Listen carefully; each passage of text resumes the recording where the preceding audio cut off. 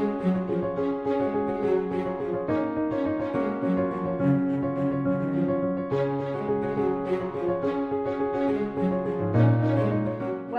welcome everyone to Democratic Dialogue.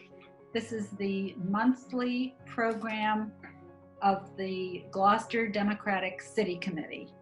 My name is Karen Bell, and I was formerly the chair of the City Committee and now am on the Executive Committee.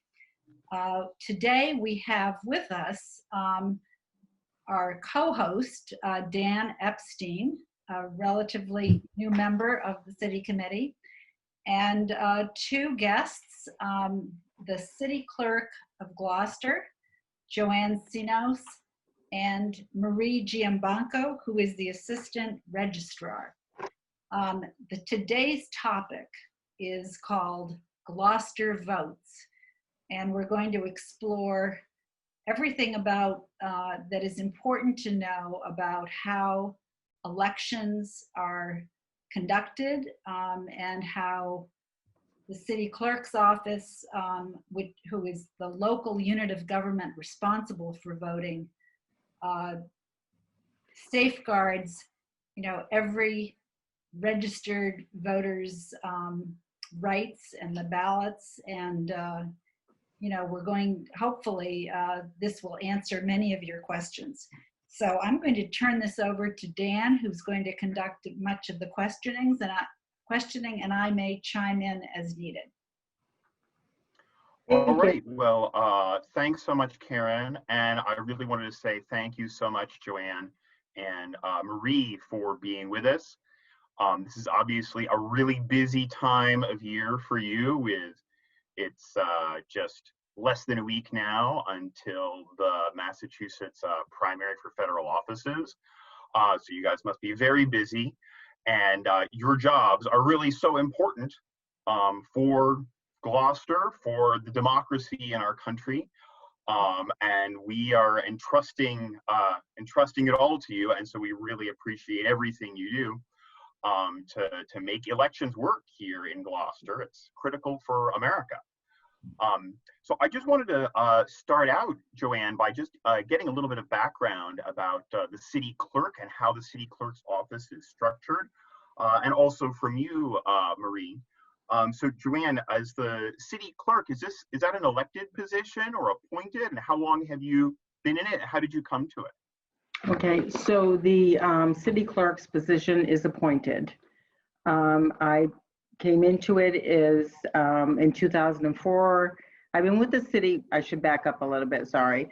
Been with the city for 22 years, and I started in the mayor's office and gone to several different offices. And then 2004, I worked in the city clerk's office as a principal clerk.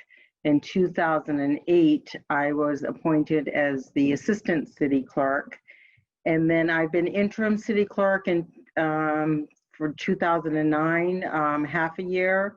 And then after in 2016, when the former city clerk retired, I was interim. And then in September of 2016, I was appointed as the permanent city clerk. And my appointment term runs every 2 years. So every 2 years, I need to they reappoint me. Okay. Wow. And is it the city council that makes the recommendation? Yes, it is. Well, that's a lot of really, estimable public service. So that's really great to hear. And what about you, Marie? You're assistant registrar, and how does that work? And what was your background? I started with the city in 2006 and part-time in the clerk's office. And in 2009, I ended up with the assistant registrar position and have stayed with that ever since to date. So yeah, well, again, some really service to the city and to democracy that I think we all really appreciate. I myself, I'm recently in Gloucester, and I've lived in other places in Massachusetts, as well as Virginia, Vermont, California, New York, places where I've been involved in elections, both sort of on the party campaign side, also working in elections. and I'm a political scientist who studies elections and democracy. And I feel it's really important to note how critical it is to make elections work really well. And it's not simple. And in the past, in the United States, in many elections, perhaps it has seemed simple and it seemed to go really smoothly because of the work that both of you have been doing and lots of other election officials around the country. Sometimes it goes not so smoothly. And unfortunately, sometimes we see more attention when things go wrong than when things go right. This year, we are certainly having some possible concerns about it being a difficult election year because of the coronavirus, of course, as well as other worries about knock-on effects from increases in mail-in voting. And we wanted to talk about some things about that. But we wanted to talk too about what's the role of the city clerk's office with regard to election rules and laws as compared to the Secretary of State, since it's really the state laws that actually govern elections. So does the city clerk's office essentially just fulfill the policies and instructions that come from the Secretary of State? Or is there some latitude for the city clerk's office to make its own decisions about polling places or machines or any of that stuff? What's the relationship between the city clerk and the Secretary of State? Okay, so we usually follow the guidelines of the Secretary of State's office. We don't have a lot of latitude in making our own decisions. We can, even the polling places, there's a state law. If you're a city, we can't combine polling places unless the ward lines touch each other. So we do have 2 polling places that are combined, 2-1 and 2-2, 3-1 and 3-2. But if we were to combine other polling places, the ward lines have to touch each other in order to combine them. So that is state law. And we did change a polling place only because we wouldn't be able to social distance. Ward 4-2 is now going to be at the Plum Cove School. It's only a 1/10 of a mile of a distance. And that is because there were no other places to put that polling place where it would be in the Ward 4-2, except for Beeman. And we felt that it would not be, we wouldn't be able to social distance and follow the safety and health guidelines that the state has brought down because of COVID. Where had it previously been, the polling place? Lanesville Community Church, Lanesville Community Center, I'm sorry, Community Center on Vulcan Street. Okay. And I don't know if you've ever been up there, but it's quite small.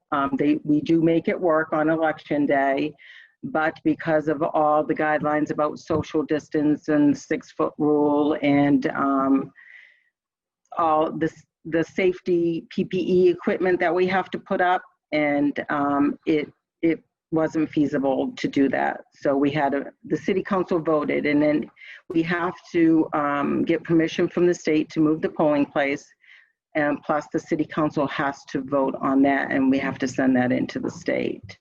So that must have been a process of quite weeks or months before you could finally get it approved? No, actually what happened is that a couple of months before the election, actually I think I started in May, telling the counselors that I think we need to move the polling place. And then my ward counselor, Counselor Gilman, got involved and she worked with me. And then we were just trying to find a place, and we figured it was Beeman School. We had to ask permission from the school committee to use the building as a polling location. And they voted unanimously to approve that. And then that vote had to go to city council to approve. And then after we had to send it to the Secretary of State's office, and there was a survey guide that we had to provide with that vote to show that that polling place would comply with all the rules and regulations of a polling location. Mm-hmm. So, and they approved it. They had no problem when I sent the paperwork in and the vote. So we're all set on that. Yeah, well, that's That's really great. And it's really interesting, I think, to hear sort of all of the background of how these decisions get made. And I mean, as the city clerk, we associate, I guess, the word clerk with paperwork, and certainly, I guess that's your top priority. And I want to talk really mostly about elections, but also the city clerk's office is responsible for a lot more than just elections. And I was just wondering, in terms of registrations and permits and things like that, in an election year like this one, how much of your work is on election stuff as opposed to all of the other things that you're also tasked with? Well, what happens is that earlier in the year, when we have an election, we're preparing for election, we probably do half of elections and half of the customer service. Of course, as you know, city government still goes on. So even with COVID and with elections, city council meetings, any other meetings do go forward. Right now, we are in like almost 80%, 85% of elections. And that other 15% is customer service for permits or other customer services that we provide. And what we decided, due to COVID, we've been having appointments anyway. And then when City Hall opened up, I decided about 3 weeks ago that it was not possible to do customer service plus every day, plus the election work to get prepared for this election with the vote by mail ballots. So I got permission from the city council president and the mayor to have designated days to provide customer service by appointment only. And that will take place until we started this week, and it'll take place after the election. And I'll have to just decide whether the week after the election, whether I'll need to continue that in order to, certify the election and get everything ready, and what we have to do, and to put that election, material away, and then after prepare for the general election. Yeah, I imagine this is going to be just the most intense year you'll have had. Yes. Hopefully 2021 will be a little more relaxed if there's no. I'm hoping so. Well, let me get to the voting by mail, which is, I think that is a big concern on people's minds. A lot more people are wanting to vote by mail, obviously, to avoid the potential contagion of going and standing in line at a polling place, going inside a polling place. There have been several presidential primaries we've seen in other states and other elections where many people did turn out to vote in person. Some of those look like they went more or less smoothly, but certainly with the state primary coming up next week, and even more the general election, that's going to be obviously the biggest test of voting by mail. We know that Governor Baker signed a bill eliminating the need for an excuse to vote by mail, and Secretary of State Galvin's office sent applications to, I guess, all registered voters. And so I was just curious, how are you guys doing with that? How does it compare to other years in terms of when you're doing absentee ballots? And are you able to, how many applications have you gotten so far, can you say? And are you able to keep up with it? Okay, so as of 1 o'clock today, we pulled a report and we had 5,591 applications received and mailed out. We do have more cards today. Today is the deadline, August 26th at 5 o'clock to request a vote by mail ballot. And we'll be open till 5. We have a drop box outside of City Hall that we check 3 times a day, and we'll check that at 5 o'clock to see if there are any more cards in there. I do want to mention that we've received quite a few phone calls that the voters have not received their vote by mail card. You mean the application? The application, yes. So it wasn't sent to them, and Marie can attest she never received one, and another staff member in my office never received a vote by mail card from Secretary Galvin's office. So we will email an application, or we can offer them to come in and fill one out, but we can accept electronic signatures. So if people do reach out to us and they want to vote by mail, some of them, you can download the application from the Secretary of State's office, but we were also emailing a lot of people that they wanted to vote by mail. We have kept up with it. We have another, I would say, 50 ballots to mail out today. I don't know what's in the Dropbox yet, and we will get those out. So we've been keeping up with it. We've been working overtime. We've been keeping up with the workload. We are a little bit overwhelmed, okay? So because if we're overwhelmed now, I fear for the general election, how we're going to be able to keep up with the vote by mail. We do offer the early voting. I have to say our numbers have been low for early voting in person, but if anybody has any fears about going to the polls, I just want to say early voting lines are not like the polls. They're not like the polls. We were open Saturday for early voting for 5 hours, and we had 45 early voters in person. I believe Sunday we were open for 5 hours, and we had almost the same amount, 42. So we haven't seen a line for early voting. So I do want to reassure people, if they decide to early vote in the general election, they might want to consider doing the early vote in person in Kairos Auditorium if they do not want to go to the polls. It is secure. We have the auditorium set up by wards and precinct. There is a ballot box there. At the end of the day, we empty the ballot box and we secure those ballots, and we put them in the vault until we were able to scan them in and accept them. Yeah, and we were interested in the early voting and mail ballot application counting process. There's going to be a lot more early votes and mail ballots this year. I guess in previous years, as I understand, all the ballots would be delivered, the early voter mail vote ballots would be delivered to the proper precincts and counted there in the precinct, fed through the machine on election day. Is that going to be how it is going to go this year? And is there going to be time to put all the ballots in if there's lots more? Yes, we were contemplating doing central tabulation, in which we would be able each day tabulate the ballots that were in. But due to staffing, okay, and not enough hours in the day, we are not going to be able to do that. So we decided not to.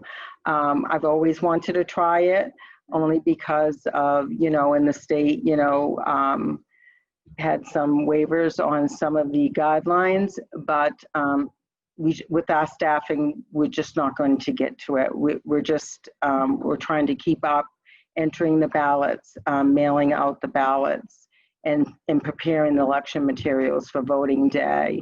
So it will be the same as we've done in the past year, is that the early voting and the absentees will go out to the polling places, and they will be counting at the polling places.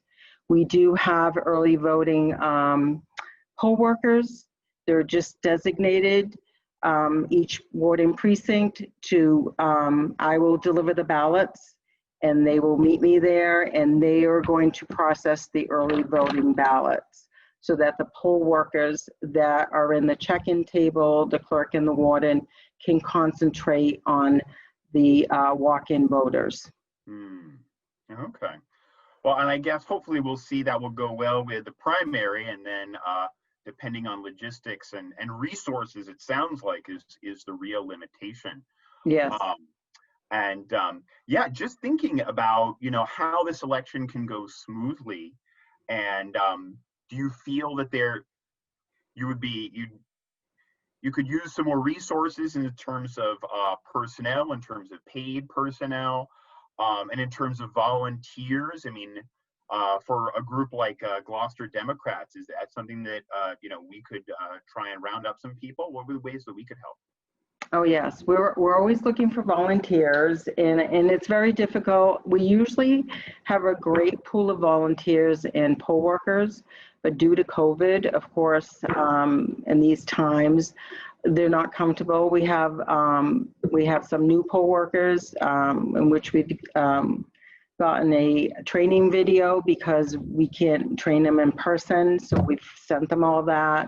So whatever position, whether they're constable, ward, clerk, or inspector, at least the new people can just see what's expected of them besides the printed material on that. So we're always looking for volunteers. Our problem is that we would have no problem, but due to COVID, I can't have them come into City Hall without social distancing.